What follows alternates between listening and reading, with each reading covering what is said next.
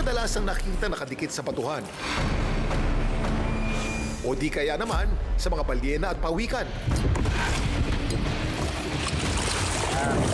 Sinasabi ko, Pwede raw kainin. Hindi ka raw magsisisi sa sarap.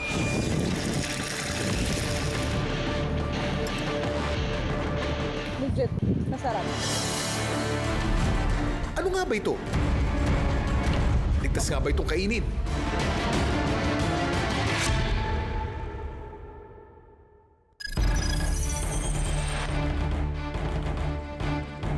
Dito sa mabatong lugar sa isang dalampasigan sa Rojas, Palawan, nakilala namin si Bonifacio na noon ay nangunguha ng lamang dagat na kung tawagin nila ay sisi.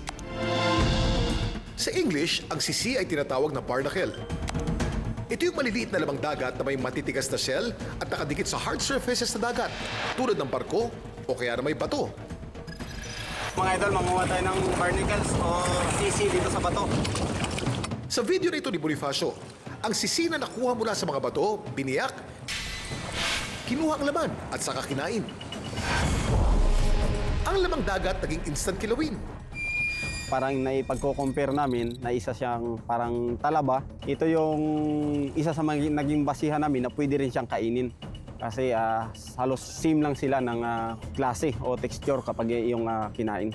Dahil minsan napapalaot kami, wala ang maulam. Kaya gawa po namin ay bibiyak na lang ng sisi. Masarap po siya kasi sariwa. May tanong ako sa'yo. Kung ang knuckle ay kamao, ano naman ang barnacle? Siko? Narinig mo lang eh. Hula mo lang. Dito yung dumbbell niya. Ay, dumbbell. Barbell yun eh. At alam niyo ba na ang barnacle ay isang uri ng crustacean at kamag-anak ng hipon at alimango? Kakaiba nga lang dahil hindi ito gumagalaw o lumalangoy. Sa halip, permanente itong nakakapit sa matitigas na surfaces tulad ng mga bato. Ginagawang sasakyan ng barnacle ang mga balyena at pawikan para makapaglakbay, makakain at mabuhay sa malawak na karagatan. Isa sa pinakamalagkit na natural glue sa buong mundo ang pinoproduce ng barnacle. Ang barnacle cement kayang dumikit sa kahit anong surface, kahit pasabasa, maalat at binabayuman ng malalakas na alon. Dami mong alam, Kuya Kim! Ayon kay Bonifacio, makakakuha ng sisi tuwing low tide sa kanilang lugar. Puhugasan na po natin to yung sisi. Tapos Ang sisi kinakain naman daw talaga. To see is to believe daw, mga kapuso. Kaya Bonifacio, ipakita mo na sa amin. Ang nakuhang sisi ni Bonifacio kanina, hinugasan niya at saka in-steam.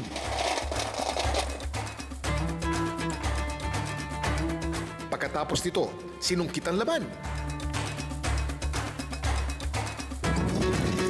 Ang laman ng sisi, pinrito niya. Ang napritong sisi, hinaluan niya ng iba pang sangkap. sibuyas, silig. Tapos mag-add tayo ng pipino para mas masarap. Bigyan natin ng kalamansi. At ang pinakahuli po ay ang mayonnaise. Ilang sandali lang, pwede na raw tikman ang kanyang sisig na sisi. Ang mga tumikim hindi naman daw nagsisi. Natural lang rin siya, parang sisig yung lasa. Parang karning baboy. Malinamnam. Crunchy. Alat niya at saka yung hanghang. Tama lang rin. Pero ano nga bang uri ng barnacle ang sisi? Sa Pilipinas po, ang barnacles ay tinatawag na taliptip. Ang sisi ay isang uri ng taliptip. Ang English po nito ay acorn barnacle. Ang acorn barnacle ay malilit na uri ng barnacle na hugis bulkan. Pero hindi tulad ng ibang uri ng barnacle, ang acorn barnacle ay hindi widely consumed.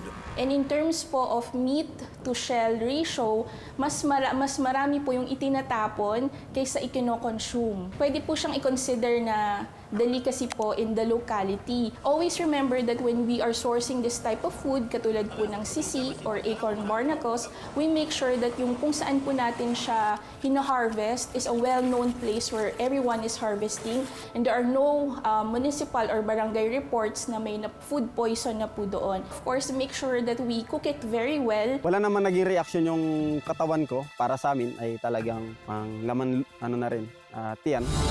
Laging siguraduhin ligtas at malinis ang kakainin na anumang lamang dagat. Para sa bandang huli, ay hindi ka magsisi. Sarap! Dahil mong alam, Kuya Kim.